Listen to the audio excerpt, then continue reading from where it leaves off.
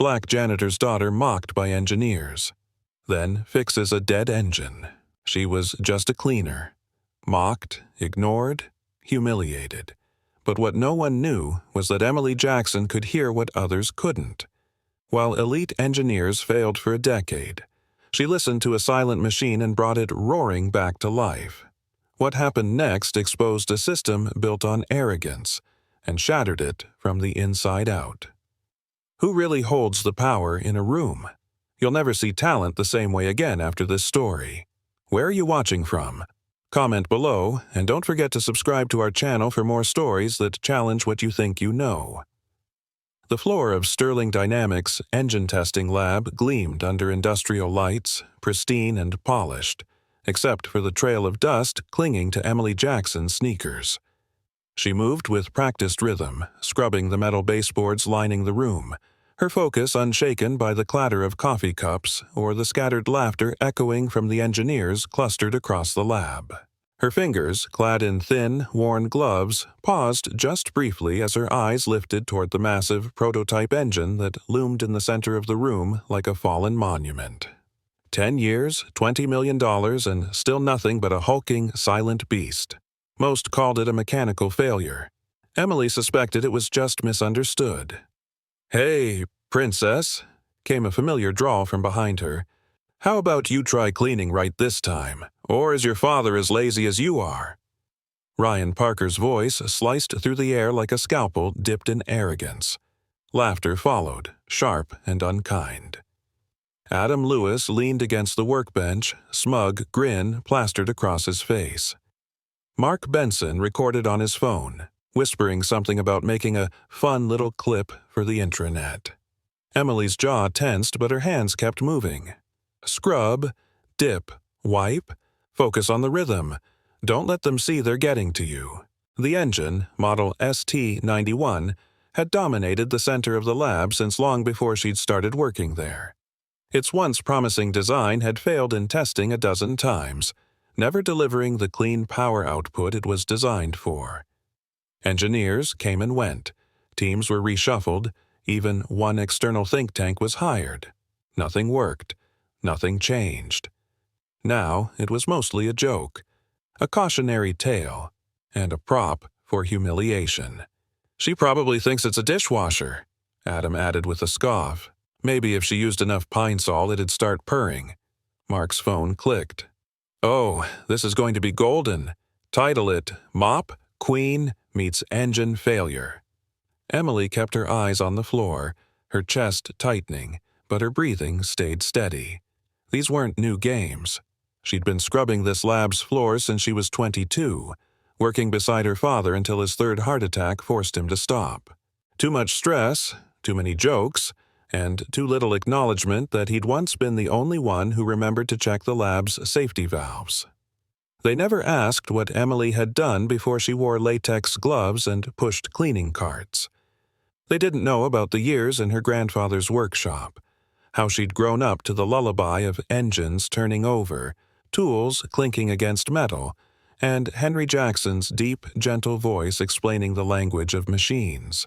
"Machines never lie," he always said. "People do." "Yo, Mark, bet she doesn't even know what this is," Ryan said, thumping his hand against the side of the engine like it was an old dog refusing to wake up. $20 million and the best minds in America couldn't fix it. Maybe the janitor princess here has a revolutionary idea. "I bet she thinks it needs more Windex," Adam joked. The laughter that followed wasn't loud, but it was sharp and it burned. Emily's ears rang, but she didn't flinch. The taunts were as constant as the fluorescent buzz above her. What these men didn't know, what they never considered, was that she wasn't just cleaning. She was watching. Every morning when she buffed the floor beneath that monstrous machine, every time she wiped grease from the base panels or vacuumed the debris from failed test trials, she was listening. She knew its layout better than the engineers who came and went. She saw what they didn't, subtle leaks they never traced, the mismatched heat patterns that didn't match their equations, the scuffs on the housing that shouldn't be there. She didn't need their degrees. She had observation, instinct, and Henry Jackson's teachings etched into her bones. "Williams," Ryan barked. Quit daydreaming and clean under the engine. We've got investors coming next week, and God forbid they see you slacking."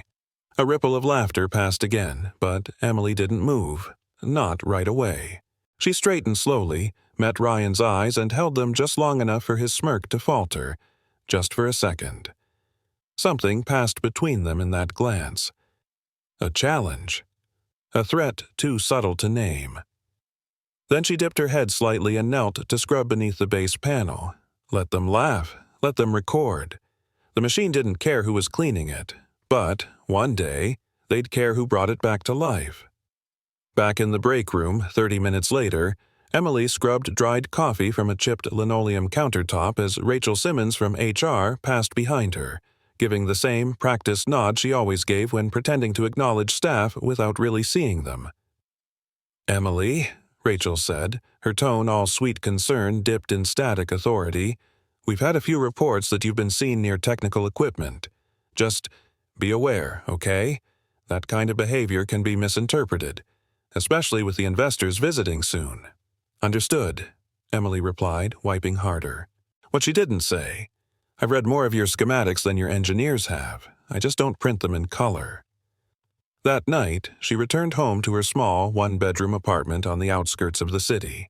The walls were lined with mismatched bookshelves, stacked with technical manuals, old repair logs, and a hand-drawn engine map that once belonged to her grandfather. On a shelf above her bed sat a faded photo of Henry, gray-haired, oil-streaked, smiling beneath a Chevrolet sign. Emily looked at it every night. Tonight, she stared longer. She imagined what he'd say now. Probably something like, "Engines don't care if you're a man or a woman, black or white.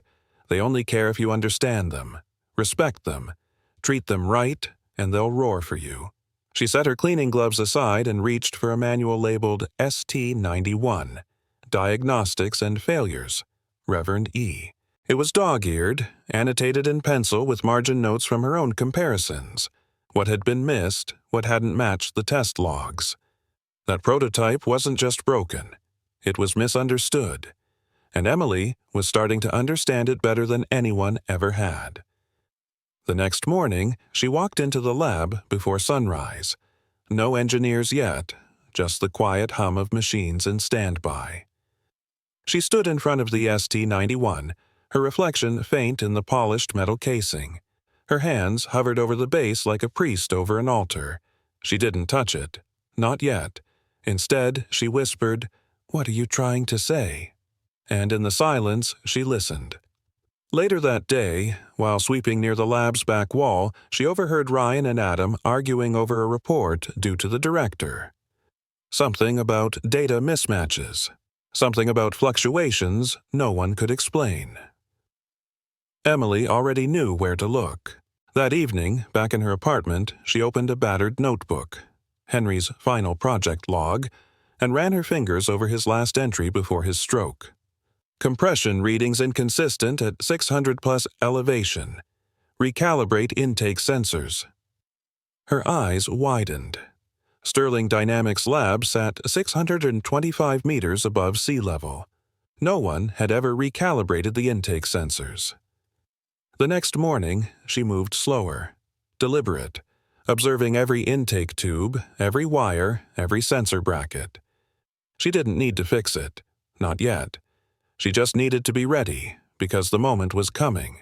The moment when someone would ask the wrong question in front of the right people. And when that day came, Emily Jackson wasn't going to clean the floor. She was going to burn the ceiling. Emily had always known that humiliation didn't come with a warning. It arrived unannounced, wearing a smile, dressed in sarcasm, wrapped in the soft velvet of corporate politeness. And at Sterling Dynamics, it came every day. That Wednesday morning was no different. She had just finished mopping near the main conference room when she saw them, Ryan, Adam, and Mark, huddled by the coffee machine. She could smell their smirks from across the room. "Careful," Adam whispered just loud enough for her to hear. "You know how dangerous she is with a mop. She might short-circuit the coffee machine." Mark chuckled, sipping from his overpriced reusable cup.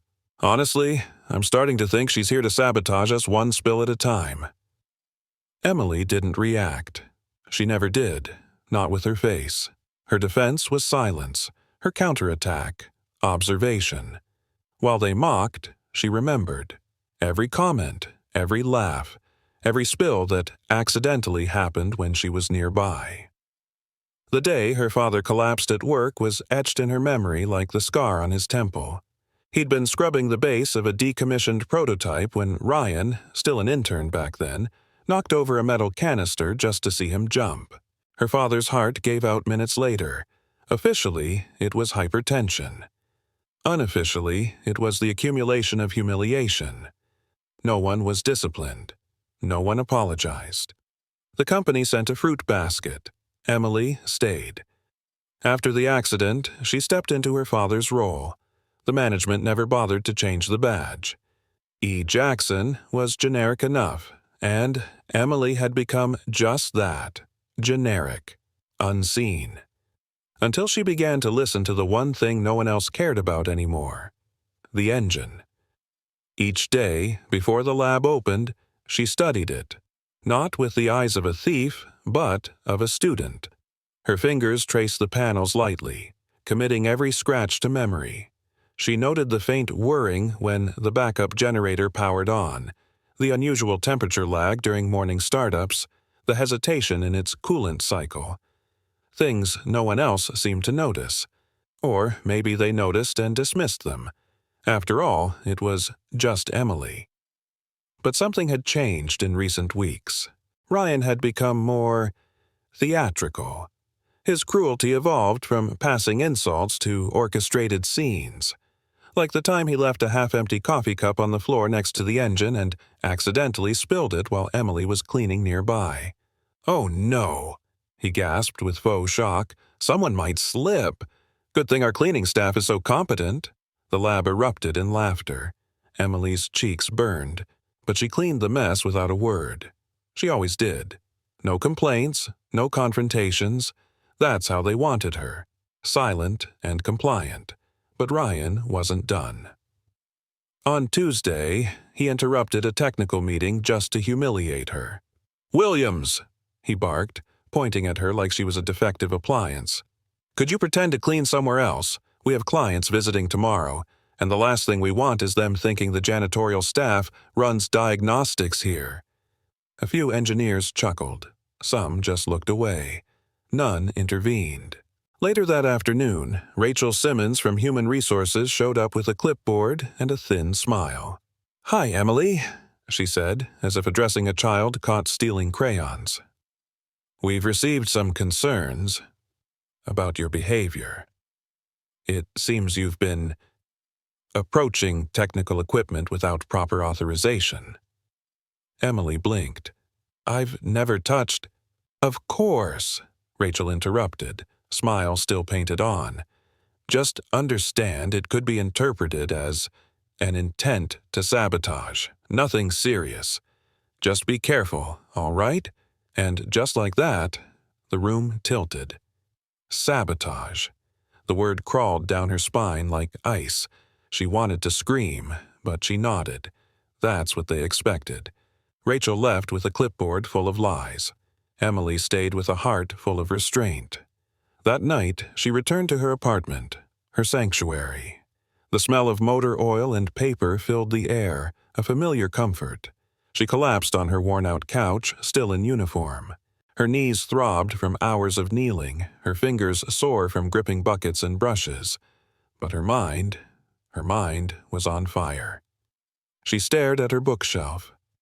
On it sat Henry Jackson's Legacy, a stack of spiral-bound notebooks, yellowed at the edges, filled with diagrams, annotations, and phrases like "machines are truth-tellers" and "always listen with your fingertips."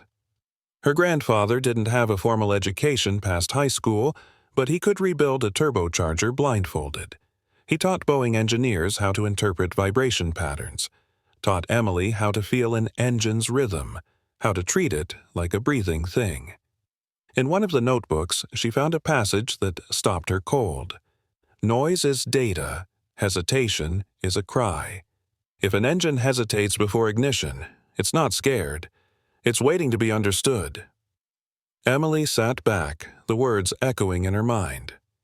That's what the ST-91 was doing. Not failing. Waiting. The next morning, her routine didn't change, but her attitude did. She walked into the lab not as a cleaner, but as a listener. She worked slowly near the engine, ears tuned to the soft tick-tick beneath its belly, fingers brushing the lower housing like a violinist tuning for the first note. Something was off with the pressure valves, barely noticeable, but enough to whisper. That afternoon, Ryan turned it into a show. "Hey, everyone," he announced with false excitement, waving his phone around. "Our resident cleaning expert is taking a special interest in diagnostics." He gestured toward Emily, who had been near the schematics on the wall, wiping them down with a microfiber cloth. "Don't worry, she's not reading them. Probably just checking for typos." More laughter. Mark pulled out his phone.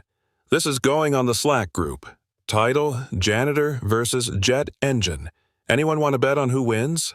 Emily stood still. She could have spoken. Could have told them that she'd read every manual on that engine. That she'd spent nights rewatching leaked videos of past test failures and overlaying them with her notes. That she knew more about this machine's breathing pattern than they knew about their own. But she said nothing. Because this wasn't the moment. Not yet. Later that night, she reread one of her grandfather's notes for the 10th time. It described a vibration anomaly in a 1996 prototype engine caused by sensor misalignment due to elevation miscalibration. The line that struck her hardest was, "They thought it was thermal decay.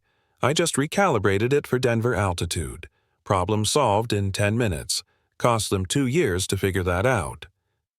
Sterling Dynamics was located 610 meters above sea level. Emily's eyes widened. The ST-91 sensors were factory-tuned for sea level. No one had ever checked. No one had listened. She rose from her seat, adrenaline replacing the exhaustion. She paced her living room like a general mapping a strategy. Her brain worked faster than her body, connecting points, solving puzzles others had given up on. They would mock her again.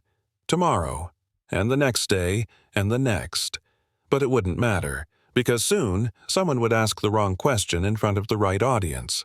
And when they did, she would answer, not like a cleaner, like an engineer.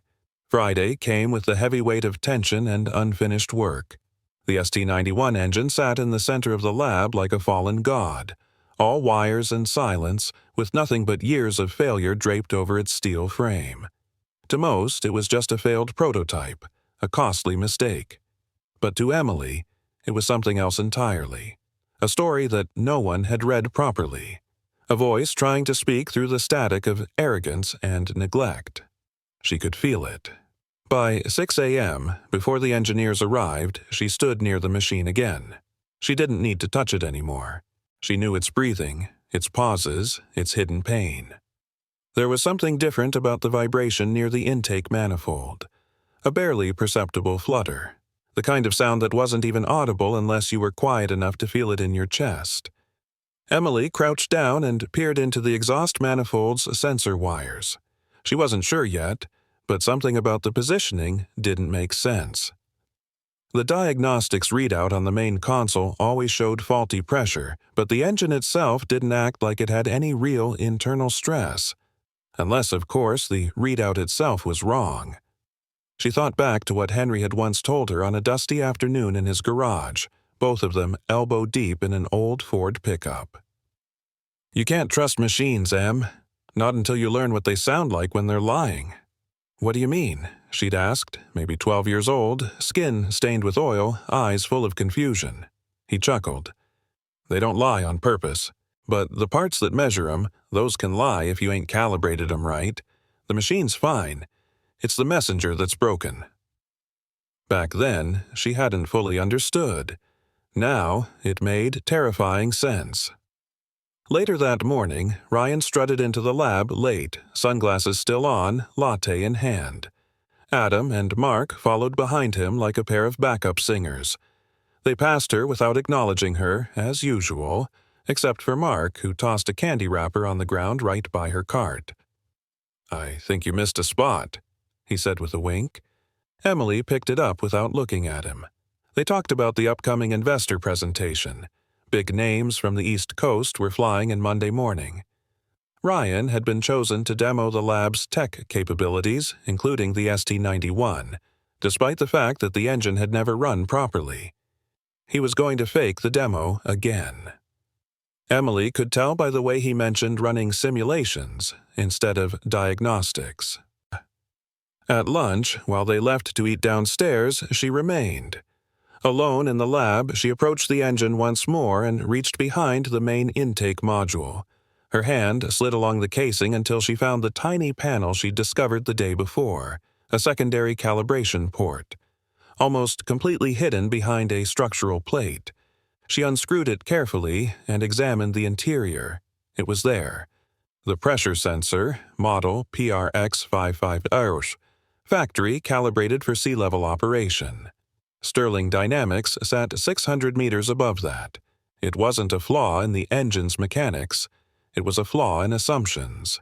She exhaled shakily. It wasn't just a theory anymore. But even as the validation pulsed through her, something stopped her from celebrating. She was still the cleaning lady. Still the girl accused of sabotage. Still the one with no title, no badge, no clipboard full of acronyms to protect her. When the team returned from lunch, Mark glanced her way with a smirk. "Don't tell me you've been whispering to the engine again," he joked. Ryan turned toward her, one brow raised in faux surprise. "You know what? Let's give her a chance. Come on, Emily. Impress us. Name 3 parts of this baby here." Emily stood up slowly. Her voice was calm but clear. "Fuel injector, throttle actuator, camshaft angle sensor." Ryan blinked. "She Googled that," Adam said quickly. "Probably memorized a diagram." "Wanna bet?" Mark challenged, elbowing Ryan. $50 says she can't tell us what any of those actually do." Emily didn't look away. Fuel injector controls fuel delivery under pressure based on ECU timing signals. Throttle actuator adjusts airflow based on pedal position or system request. Camshaft angle sensor measures the position and speed of the camshaft to optimize ignition timing. Silence fell like a brick. Ryan laughed awkwardly. "Cute," he said. "You rehearsed that, didn't you?" She didn't answer. She didn't need to. The expression on their faces said everything. For the first time, they were unsure. That night, she walked home under a sky soaked in orange and violet. Her legs ached, her hands were rough, but her mind buzzed with a kind of clarity she hadn't felt in years. Every step forward felt heavier, but also more certain. She made dinner, mac and cheese with tuna, and sat at her tiny kitchen table with her grandfather's notebook open in front of her. She had reread the same line 10 times already. Engine faults come down to 3 things: air, fuel, or spark. Everything else is people trying to complicate what's simple. That notebook had grease smears across the bottom corners. A coffee stain warped half of the 3rd page. It was one of the last physical traces of Henry left in her life, and it was all she needed now. On Saturday morning, she woke early. Instead of her usual weekend cleaning shift, she requested time off. No one questioned it. She suspected Rachel from HR thought she'd given up or was too embarrassed after the attention of the past few days. She wasn't embarrassed. She was preparing. She spent the weekend in her apartment, surrounded by open books and disassembled electrical parts. She built a simulation of the ST-91's pressure system using a tiny scale model engine and 2 Raspberry Pi boards. With the altitude adjustment factored in, her theory held. It wasn't just about the pressure sensor. The coolant valve calibration was off by 0.15 psi. The onboard diagnostics relied on the wrong thresholds. The system had been lying to every engineer who trusted its data, and no one had thought to double-check, because they trusted the numbers, not the noise. By Sunday evening, she was done, not just with the model, with the silence. She pulled out her phone and recorded a short video, not for the lab, not for Ryan, for herself. "My name is Emily Jackson," she said, staring straight into the camera. "And I know what's wrong with the ST-91. She paused, let her voice settle. "It's not broken. You just never listened." She hit save and tucked the phone away. That night, a knock echoed through her apartment. She wasn't expecting anyone. When she opened the door, she found a man in his 70s, wearing a dark blue cap with the letters GMAE stitched in faded white, Global Mechanics Association of Engineers. "Miss Jackson?" he asked. She nodded cautiously. "I'm George Mitchell. I worked with your grandfather, Henry Jackson." Emily froze. He reached into his coat and pulled out a folded letter, yellowed by time. "He told me if I ever heard about an engine failure like the ST-91, and if there was a Jackson around, I should check in." She took the paper with trembling hands. Her eyes scanned Henry's familiar scrawl. "If she listens, she'll hear what others miss. If she hears, she'll fix what others break." George looked at her kindly. "You found it, didn't you? The real reason that engines never run." "I think I did," she whispered. He smiled. "Then Monday," he said, "let them hear you loud and clear." Monday morning came cloaked in sunlight and tension. The entire lab at Sterling Dynamics was abuzz.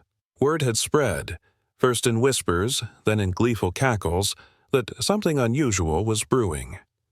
Over the weekend, Ryan had decided it was time to turn Emily Jackson into a full-blown office legend. Not for her cleaning skills, but for the joke she had unintentionally become in their eyes. This time, the spotlight would be brighter, the fall more public, and Ryan was determined to be the director of her humiliation. The moment Emily stepped into the lab that morning, she felt it. The charged hush, the half-concealed grins, the dozens of eyes that followed her every move. She pushed her cart forward, her gloves neatly tucked into the side pocket, her jaw tight with silent determination. "Good morning, Miss Jackson," Ryan greeted with exaggerated politeness. He was standing at the center of the room beside the massive ST-91 engine, gesturing as if revealing a masterpiece to a crowd of museum-goers. "Glad you could join us. I was just telling everyone how talented you are." Emily said nothing. Her eyes flicked briefly toward him, then back to her usual corner. "Oh, don't be shy," he continued, raising his voice. "You did name 3 engine components last week, didn't you? Let's take it a step further." Laughter trickled around the room. Mark and Adam were already filming, and even a few interns from other departments had slipped in to watch. A small audience now stood near the back wall, sipping coffee and snickering like they were attending a live taping of a sitcom. Ryan's voice dropped into mock seriousness. "Tell you what, let's play a little game. Identify the problem with the engine, the one that's confounded dozens of engineers and outside consultants for 10 years, and we'll each pay you $200. But if you fail," he paused, letting the dramatic silence thicken, "you'll agree never to set foot in this lab again. Ever." Emily's heart pounded in her chest. The trap was perfectly baited.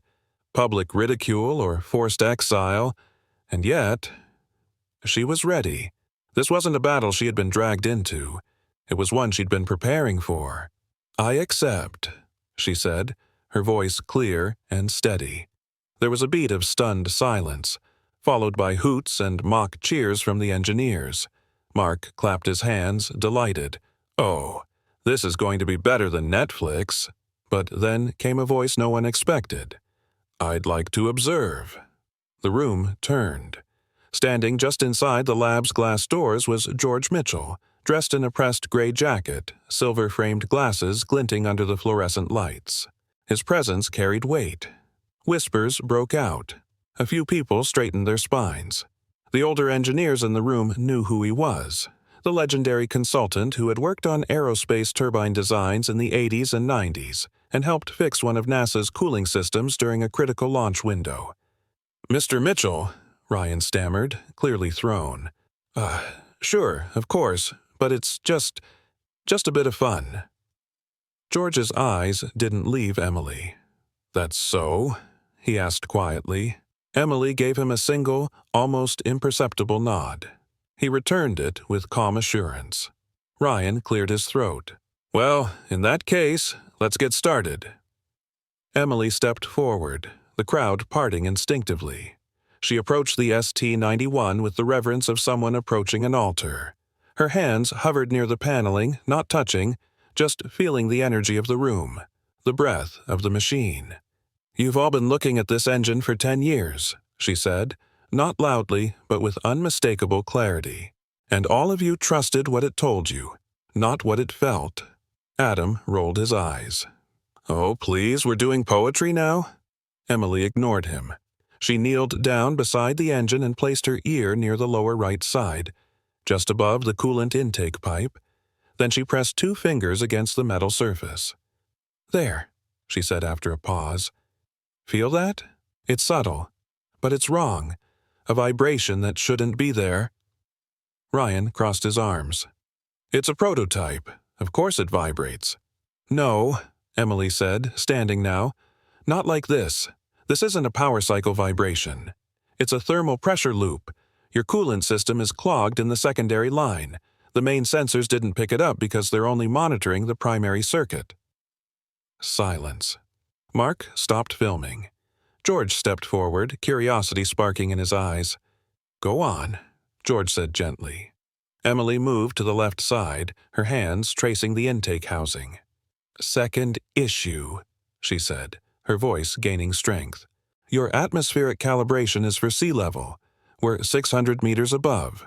The pressure differential affects valve timing, especially in your high-compression cylinder banks. Your error margins were small, but over time they compound. That's why your thermal readouts always looked inconsistent." Ryan's smirk faltered. He opened his mouth to object, but George raised a hand. "Let her finish." Emily turned toward the main diagnostic control panel. "And third," she said, now walking slowly, deliberately, "you installed a state-of-the-art monitoring system. It cost, what, $500,000? She stopped beside it and tapped the edge of the console. "But it wasn't calibrated to this engine's unique configuration. You fed it the wrong parameters. Every diagnostic you've run has been interpreting bad data. The engine didn't fail. You failed to listen." The room fell deathly quiet. George stepped forward and examined the panel himself. Then he turned to the engineers. "She's right," he said quietly. "Every word." Ryan paled. "Wait, you're just taking her word for it?"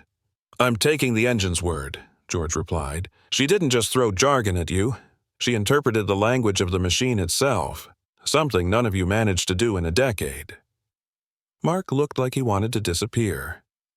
Adam had stopped recording. The crowd stood frozen, processing the shift in the air. George turned to Emily. "Would you like to demonstrate?" Emily nodded. "Mr. Mitchell, would you monitor the diagnostics? I'll make the adjustments manually." "It would be my pleasure," he replied, already stepping up to the screen. For the next 20 minutes, the lab watched in stunned silence as Emily moved with the surgical precision. She removed the side panel, swapped 2 connectors, adjusted the secondary coolant valve, and tapped a new value into the diagnostic console. George called out the metrics: temperature stabilizing, pressure leveling, electric cycle within optimal parameters. Then came the moment. Emily placed her hand on the ignition key. No one moved. No one spoke. She turned it. The engine roared to life. Not the choked, wheezing stutter they'd grown used to, but a deep, confident growl. A smooth, rhythmic surge that echoed off the walls and vibrated through their feet. The crowd gasped. Green lights danced across the monitor. George smiled. Mark sat down hard on a work stool. Adam muttered something about recalibration. Ryan stood frozen, his world quietly collapsing around him. Emily didn't smile. Not yet. She simply watched the machine come to life, finally breathing like it had always wanted to.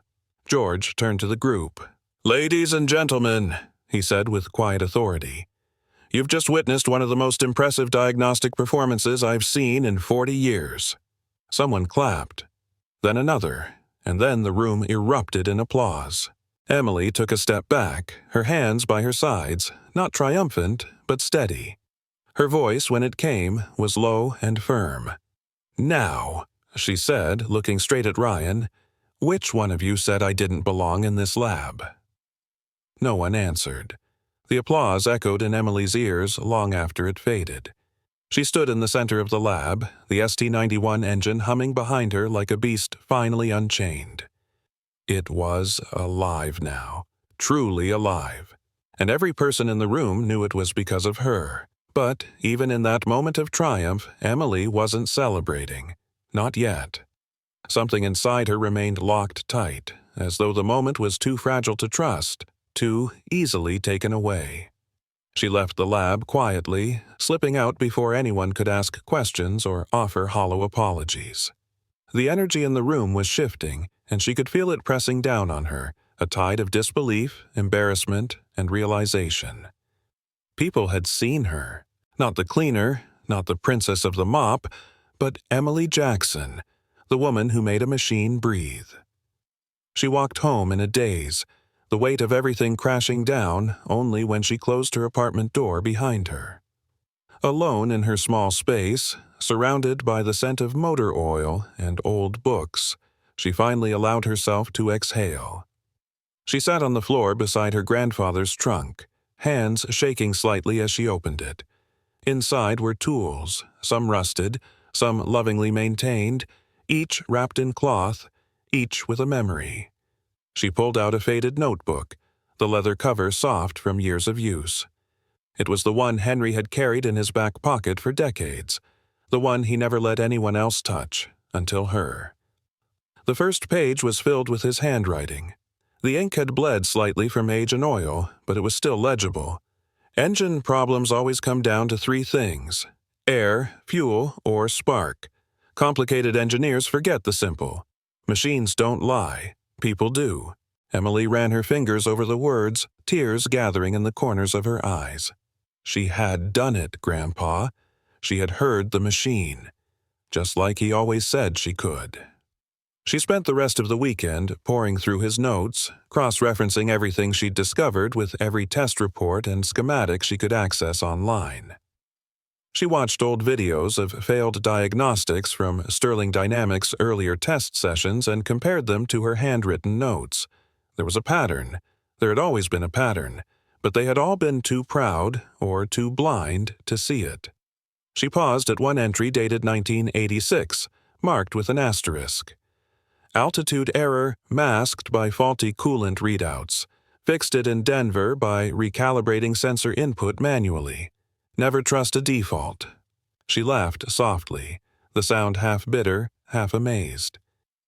He had solved the same kind of problem 4 decades ago, and no one had learned from it. That night, as the city fell into a quiet hush, Emily sat by her window, notebook in her lap, and began writing her own entry at the back of Henry's journal. A new hand, a new generation, a new voice added to his legacy. ST-91. Sensor misalignment due to sea-level factory default. Overlooked by a decade of engineers. Machine wasn't broken. Machine wasn't heard. She closed the book gently. By Monday morning, the mood at Sterling Dynamics had shifted dramatically. The lab was no longer a place of dismissive smirks and casual cruelty. It had become charged, tense, uncertain. Everyone had seen the video by now, if not the live stream itself, then the clip circulating through the company's internal channels. Emily Jackson, the cleaner, had fixed the $20 million engine that no one else could. Ryan Parker didn't meet her eyes when she walked into the building. Neither did Mark or Adam. Rachel Simmons from HR passed her in the hallway without a word. The silence was louder than their laughter had ever been. But Emily wasn't here for their validation. She went straight to the lab where George Mitchell was already waiting. He stood by the engine, one hand resting gently on the panel like it was an old friend. "You ready?" he asked, not needing to say more. Emily nodded. George pulled out a small folder and handed it to her. Inside was a recommendation letter, typed, signed, and sealed with the Sterling Dynamics logo. To whom it may concern, Emily Jackson's diagnostic and mechanical aptitude surpasses standard engineering expectations. Her intuitive understanding of machine behavior is both rare and valuable. Her insights led directly to the successful revival of the ST-91 prototype engine. At the bottom, George had signed his name with the additional note, "If you're smart, you'll offer her a job. If you're wise, you'll ask her to lead." Emily stared at the page for a long moment. "I don't know what to say," she whispered. "Don't say anything," George replied. "Just use it." That afternoon, Sterling's executive board held a closed-door meeting. Emily wasn't invited, but she didn't need to be. She had already made her statement with actions louder than any presentation. When she returned to her locker that evening, she found a sealed envelope taped to the front. Inside was a formal offer letter from AeroCore Technologies. Senior Consulting Engineer, Predictive Diagnostics Division. Relocation and salary included. Immediate start available. At the bottom, referred by George Mitchell. Emily stared at it, her hands trembling slightly. Her eyes scanned the page once, twice.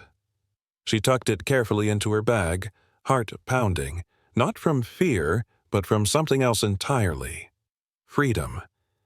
The next day, she arrived at work an hour early. She went to the lab, stood before the ST-91 one last time, and placed her hand on its side. "Thank you," she whispered. "You told me what they couldn't hear." Then she walked out. By Friday, Ryan Parker had been suspended. An internal audit revealed that he had approved dozens of flawed diagnostic reports relying on his title rather than his skill. He was escorted out with no ceremony, his badge deactivated, his access revoked. Mark Benson was given a choice: transfer to a remote warehouse facility in Utah or resign. He resigned. Adam Lewis was demoted to junior technician and placed under mandatory retraining. He didn't speak much that week. Rachel Simmons was placed under review. HR had received complaints, old and new, about her pattern of dismissive and biased behavior. Her case was now part of a broader investigation into workplace discrimination. And Emily? Emily flew to Chicago that weekend to tour AeroCore's facility. She was greeted like royalty. George introduced her to the senior engineers, who didn't shake her hand with caution. They shook it with respect. She was shown their newest AI diagnostic system and asked how she'd improve it. She answered without hesitation. By Monday, she had an office with her name on the door. A few months later, during a live stream of a global engineering conference, Emily stood on stage in a crisp gray blazer, presenting her diagnostic model to an audience of thousands. Her slides were minimal, but her words were powerful. "Machines don't care where you went to school," she told the room. "They don't care what title you hold or how expensive your suit is. They care if you listen." The applause was real. It wasn't performative. It was earned. In the front row, George Mitchell watched with a proud smile. Back at Sterling Dynamics, the ST-91 continued to run. In fact, it became one of the company's most successful prototypes. Investors returned. Profits rose. And a small plaque was mounted beside the engine. Restored by Emily Jackson, Intuitive Diagnostician. No mention of her title. No mention of degrees. Just truth. And that truth spread. Across the industry, articles were written, panels were hosted, and a quiet revolution began, one that challenged how talent was defined and how voices were measured. But Emily didn't care about the fame. She didn't want a statue or a headline. She just wanted to build things, to fix what others had given up on, and to listen when machines spoke, because someone had to. And now, everyone finally knew. She always had. Monday morning unfolded with a strange mix of anticipation and unease hanging over the Sterling Dynamics campus. It wasn't just another week. It was the week. The week investors would walk through the labs. The week Ryan Parker had promised to finally showcase progress on the ST-91 engine. Except this time, Everyone knew the truth. It wasn't Ryan's success to show, and yet, that didn't stop him. The lab was buzzing early. Coffee cups were already half empty. Staff bustled around with the kind of tense energy usually reserved for product launches. But underneath the surface, there was an unspoken question passing between glances and awkward half-smiles. What was going to happen to her? Emily Jackson walked in just before 8, dressed not in her usual uniform, but in a pressed charcoal gray blouse tucked neatly into dark jeans. Her hair was tied back, her posture straight. There was no cleaning cart, no gloves in her pocket, just a slim leather notebook in one hand, her grandfather's, and quiet confidence in her eyes. Heads turned. No one laughed this time. Not even Mark. Not even Adam. Ryan spotted her from across the room and hesitated mid-sentence as he spoke to a group of junior engineers. He recovered quickly, giving her a tight, performative smile. "Miss Jackson," he called out, loud enough for the room to hear. "Joining us again? I thought we agreed last week was your final show." "I'm not here to perform," Emily replied calmly, her voice carrying over the low hum of murmurs. "I'm here because you challenged me, and I accepted." He chuckled, but it came out strained. "We had our fun. Let's not drag this out. Investors will be here in 20 minutes, and we all know this engine still runs," she interrupted, "because of me." That stopped him. A few engineers shifted nervously. Someone coughed. Someone else checked their watch, pretending to be distracted. Emily stepped forward until she stood just feet away from the massive ST-91. Her gaze didn't flinch. "You made a bet," she said, her voice calm but deliberate. "In front of this entire room. If I could identify the engine's problem, I stay. If not, I leave. I did more than identify it. I solved it. You owe me." Ryan opened his mouth to object, but the glass door creaked open and silenced him. In stepped 3 men in dark suits and 1 woman in a sleek navy skirt suit. Sterling Dynamics' primary investors. Their arrival was early, unexpected, and impeccably timed. George Mitchell was with them. "Perfect," he said smoothly, stepping ahead of the others. "We were just discussing whether this prototype was a viable investment or an expensive disappointment." One of the suited men stepped forward. "Mr. Mitchell tells us this engine's failure wasn't mechanical, it was human. We're here to understand the difference." George turned to Emily and gave her the floor with a single nod. "Would you care to demonstrate, Miss Jackson?" Emily didn't hesitate. She moved with fluid purpose, her boots echoing on the lab's tile as she approached the console. She opened her grandfather's notebook, flipped to a page with her own handwritten annotations, and placed it on the nearby workstation. "The ST-91 failed," she began, addressing not just the investors but the entire lab, because it was designed for sea-level calibration and operated at an elevation that distorted its sensor readings. Its coolant system had a hidden blockage in the secondary line that went undetected because your diagnostics only measured primary flows. On top of that, your monitoring software was never tuned for this engine's unique profile. She turned to the investors. Every attempt to fix it over the last 10 years was based on flawed data. The engine was never broken. The team just never asked the right questions. Mark looked down. Adam avoided her gaze. Ryan stood motionless, sweat beginning to bead at his temple. Emily continued. "I've made manual adjustments to recalibrate the sensors, adjusted the coolant intake valve, and corrected the software mapping." She walked over to the ignition panel, her hand resting gently on the key. "If you'd like to see what this engine was meant to do..." She turned it. The engine roared to life, but this time it wasn't just functional, it was flawless. The investors leaned forward as green indicators glowed across the board. The hum was balanced, steady, powerful, a perfect mechanical rhythm. One of them actually smiled. "Temperature?" the woman asked, stepping closer. George glanced at the monitor. "Holding perfectly." "Power output?" "Within 1.1% of a theoretical max," he replied. "You've got a record-setting machine." The lab was silent except for the engine's confident growl. Emily stepped back and folded her arms. You spent 10 years trying to make this work. I fixed it in 15 minutes. The statement wasn't arrogant, it was simply true. One of the investors turned to Ryan. You said this was your team's work. Ryan's mouth opened, then closed again. His throat bobbed. We were making progress, but I— Save it, George said sharply. You didn't even know the sensors were wrong. You watched a woman you dismissed clean your floors while she read your schematics better than you understood them. You stood on her shoulders and laughed. Emily didn't look at him. She didn't need to. The woman investor looked at Emily. Do you work here as an engineer? She does now, George replied, handing Emily a second letter, this one printed on AeroCore Technologies letterhead. Emily opened it slowly. Inside was a formal offer. Lead engineer, Intuitive Diagnostics Division.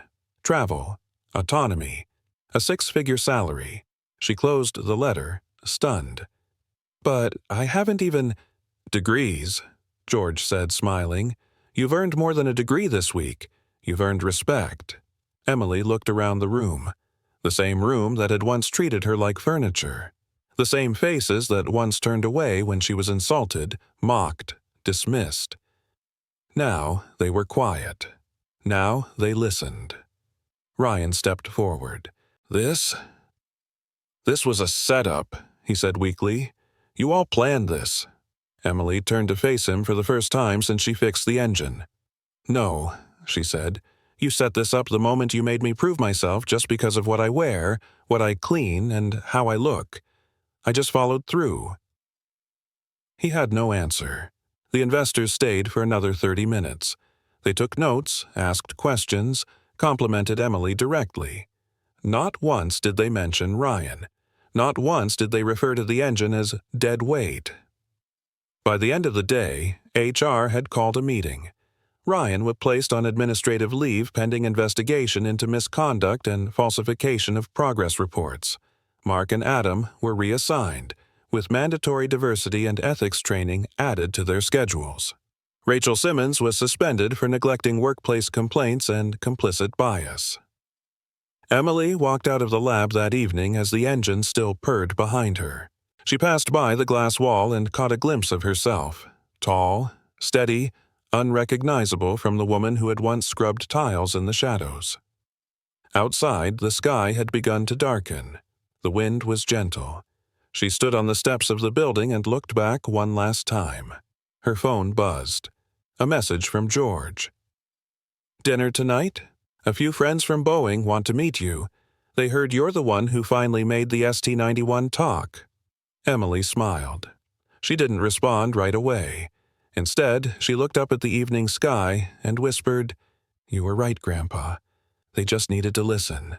And now, they would never forget the voice of the girl who did. The transformation at Sterling Dynamics was swift and irreversible. By the end of the week, the ST-91 engine was no longer a source of embarrassment but a symbol of redemption, though not for the people who had worn ties and titles for a decade. The whispers changed. No one referred to it as a $20 million paperweight anymore. No one mocked its silence. Because it wasn't silent now. It breathed, roared, sang with the rhythm of a machine finally understood, and everyone knew whose hands had unlocked its voice. Emily Jackson's name was no longer a punchline. It was spoken with a mix of awe, guilt, and, in some corners, fear. But even as the lab quieted and reputations crumbled, Emily didn't celebrate. Not publicly, not yet. Victory, she had learned, wasn't about a single moment. It was about the echo it left behind. On Friday afternoon, she sat alone on one of the metal stools near the engine, the lab mostly empty. The whir of the machine was steady. A hum she could feel in her bones. In her lap rested her grandfather's notebook, worn and softened by time. She had begun to write in it more now, on the blank pages he'd left behind. Not just entries about mechanical diagnostics, but thoughts about people, systems, failure, and listening. About how silence could be survival, and eventually, strength. She thought of how many times she'd stood here, invisible, mocked, hands raw from bleach and stainless steel polish. And yet, she had stayed. Not because she had something to prove, but because she couldn't walk away from a machine that hadn't been given a fair chance. Now, neither had she. "Miss Jackson," came a voice from the doorway. She looked up to see Amanda Foster, the company's director of marketing. Perfect hair, perfect heels, a woman who'd once laughed at a viral video like it was popcorn entertainment. Now, she looked nervous, out of place. "Do you have a minute?" Amanda asked. Emily stood but didn't offer a seat. Amanda hesitated, then stepped forward. "I wanted to say, that video. I never meant for it to get that far. It was just a joke. No harm intended." "No harm?" Emily repeated, her voice cool. I mean, I didn't realize how talented you were. If I had known—" "You wouldn't have laughed?" Emily finished for her. Amanda fell silent. Emily tilted her head slightly, then stepped aside and gestured toward the ST-91. "That engine didn't care what school I went to. It didn't ask for a resume. It just asked to be heard." Amanda nodded sheepishly. "I'm not looking for apologies," Emily continued. "I'm not angry, but I'm not going to forget, and neither should you." Amanda offered a weak smile, then quietly turned and left. Emily watched her go, her shoulders lighter. Later that evening, she returned home to find a new letter in her mailbox. It was from AeroCore Technologies, a follow-up to the offer she had already accepted. But this one wasn't about salary or relocation. It was about something else, a speaking invitation. They wanted her to open their International Engineering Conference next quarter. Not as a curiosity, not as a symbol of diversity, as a teacher. They'd seen the footage, read her field notes, heard George Mitchell's evaluation. They wanted the world to learn her process. Emily placed the letter down slowly, heart fluttering.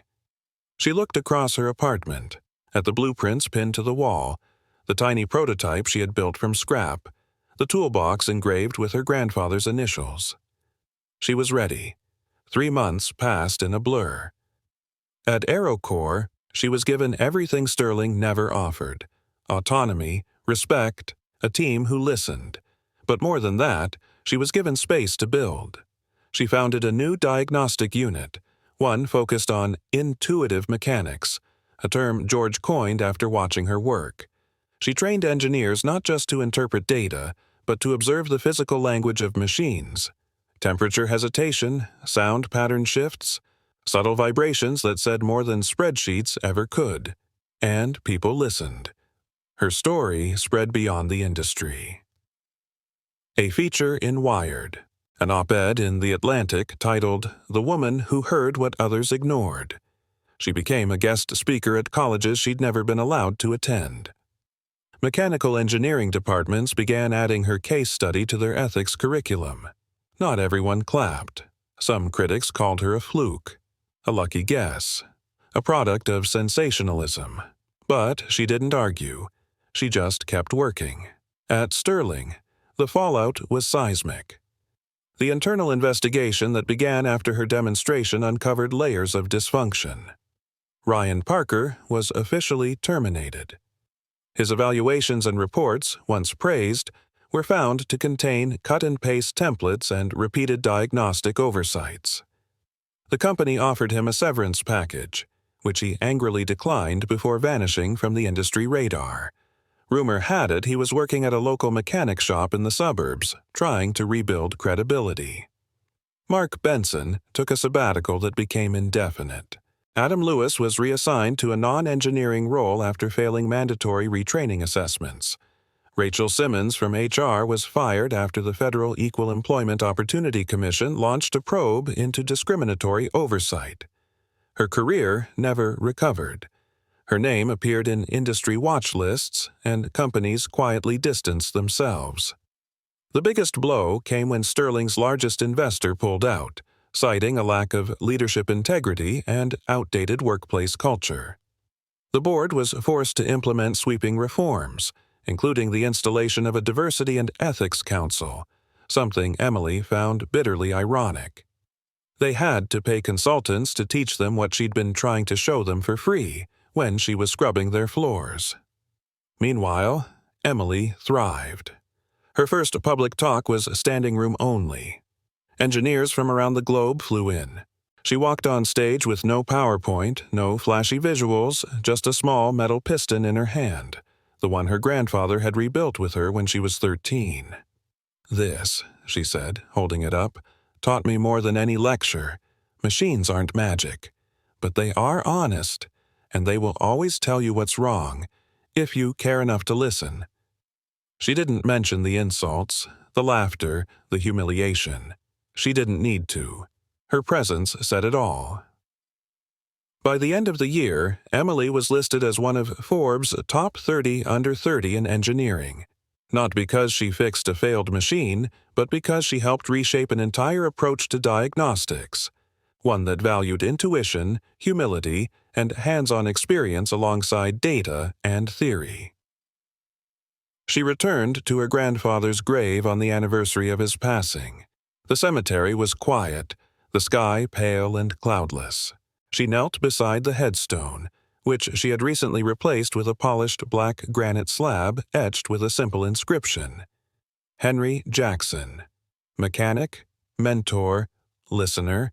She placed the piston beside it, now mounted on a small wooden base. "I finally got them to hear me," she whispered. Then she smiled. "But really, they heard you." That night, as she sat in her apartment, an email pinged into her inbox. Subject: Application to online certification. Intuitive Diagnostics with Emily Jackson. Applicant: Ryan Parker. She stared at the screen for a long moment. Her first instinct was anger, then disbelief, then a strange kind of peace. She clicked reject. The automated message read, "This course is reserved for individuals who are willing to listen." No further explanation. Emily closed her laptop, turned off the light, and sat back in her chair, the city's hum drifting through the open window. Machines, she thought, weren't the only things that lied. But sometimes, just sometimes, they helped expose the truth better than people ever could. 3 months later, the halls of AeroCore Technologies echoed with the sound of change. Emily Jackson walked with purpose through the glass corridors of the company's Chicago headquarters, her new badge clipped to a charcoal blazer that fit like armor. It read, Senior Consulting Engineer, Predictive Diagnostics Division. Below her name was a gold stripe denoting executive-level access. Not because of a degree, not because of corporate lineage, but because she had heard what no one else did. The ST-91 engine she resurrected at Sterling Dynamics now ran at full capacity and was projected to generate over $120 million in licensing contracts. Industry leaders who once ignored her name now asked to attend her training seminars. International companies sent her diagnostics for review, not because she worked for AeroCore, but because they wanted her eyes on their problems. Her reputation wasn't built on textbooks. It was built on results, on intuition, on truth. In her private lab at AeroCore, a small bronze plaque sat beside her workstation. Machines never lie, people do. HJ. She touched it every morning before she worked. A silent ritual, a nod to the man who taught her everything, and a reminder of why she built what she did. Today was special. Today, Emily would return to Sterling Dynamics, not as a cleaner, not even as a contractor, but as a keynote speaker at a cross-industry symposium. The irony wasn't lost on her. The same company that had mocked her, humiliated her, and nearly broke her spirit had invited her back to teach their leadership about ethical diagnostics and intuitive engineering. She didn't say yes for revenge. She said yes because if she didn't stand in that room and speak her truth, nothing would change. And someone else like her, someone younger, quieter, maybe even smarter, would be forced to shrink in a space where they deserved to grow. As she entered the Sterling lobby, security recognized her immediately. No badge check, no hesitation, just a respectful nod and an escort to the executive wing. She was led past the same labs where she'd once been instructed to mop silently and not speak unless spoken to. Now, people stood when she passed. Some nodded in recognition. Others simply stared, unsure of how to face the woman who had exposed everything they refused to see. The auditorium was packed. Not just Sterling employees, engineers, executives, HR representatives, but professionals from competing firms, students from local universities, even federal agency observers. The room buzzed with anticipation, not for a tech demo, but for her. She stood backstage, steadying her breath until George Mitchell appeared beside her, holding 2 coffees. "Nervous?" he asked with a gentle grin. She smiled back, taking one of the cups. "Not nervous, just ready." "That's what I told Boeing the first time I pitched a redesign that saved them $5 million. Took them years to admit it." Emily sipped the coffee. "Did you ever think it would come to this?" George glanced at the stage curtain. "Honestly, I thought you'd come farther than this. This is just the middle." They walked onto the stage together. The audience stood as she stepped up to the podium. No introduction needed, no titles required. She looked out at the sea of faces, some skeptical, some humbled, a few visibly ashamed, and then she spoke. 3 years ago, I was cleaning this building, not because I wasn't qualified for more, but because no one believed I was." No silence followed. No gasps, just stillness, respect. "I stood right outside these walls and listened to men with degrees laugh at what they didn't understand. I scrubbed floors while engines whispered their problems. I was told I didn't belong, that I didn't know anything, that I should stay in my place." She stepped away from the podium now, walking slowly, voice low but powerful. "But here's the truth. Machines are honest. People aren't. And for 10 years your most expensive prototype sat dead not because it was broken, but because none of you listened." She paused, letting the weight of it land. "I did." She returned to the podium. "I fixed the ST-91 engine with no funding, no team, no access to your systems. I didn't need clearance. I needed clarity. What I found was that the problem wasn't mechanical. It was cultural. It was structural.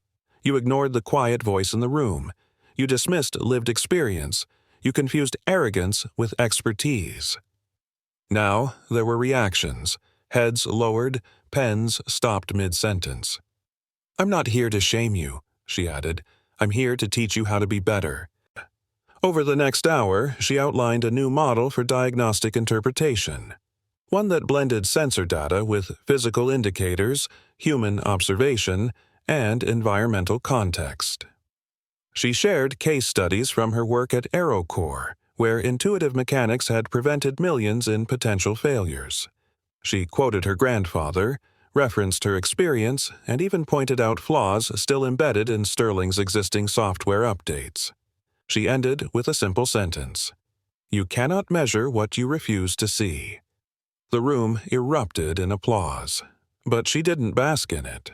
She nodded once, quietly stepped back, and let George take the stage to close. Backstage, a line began to form, engineers wanting to thank her, students asking to intern, reporters seeking interviews. But she slipped away, finding her own space on the balcony above the lobby, watching the crowd swirl below. Amanda Foster spotted her from the floor and slowly approached.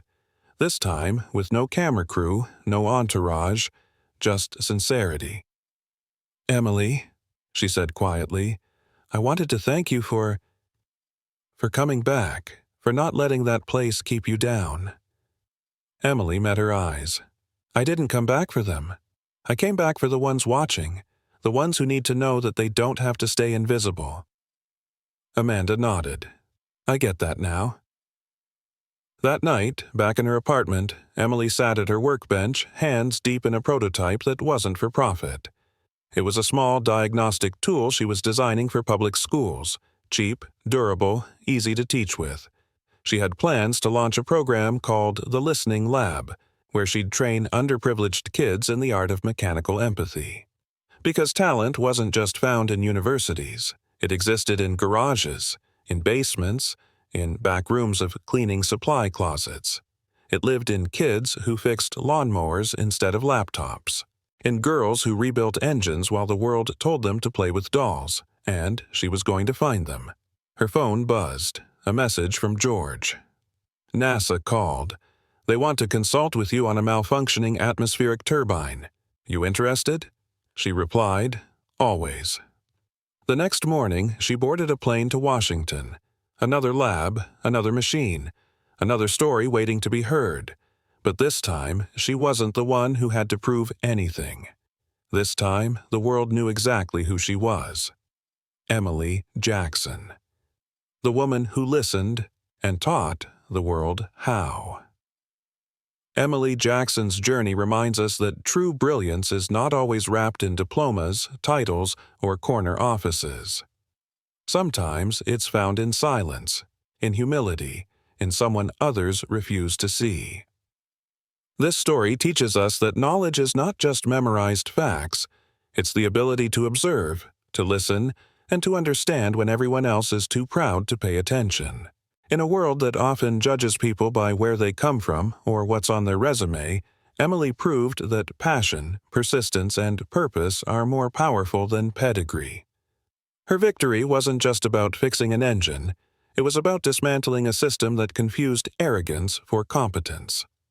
She showed us that real strength lies in staying grounded while the world tries to belittle you, and that sometimes the best way to fight back is not through anger, but through excellence.